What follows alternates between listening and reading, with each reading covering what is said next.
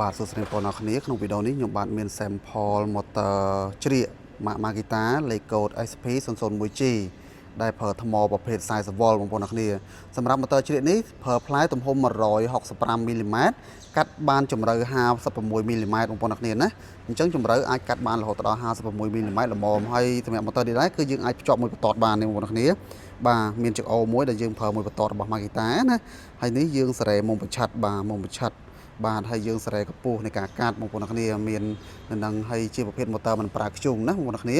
ជាប្រភេទ motor មិនប្រើខ្ជុងបាទមានប្រាំង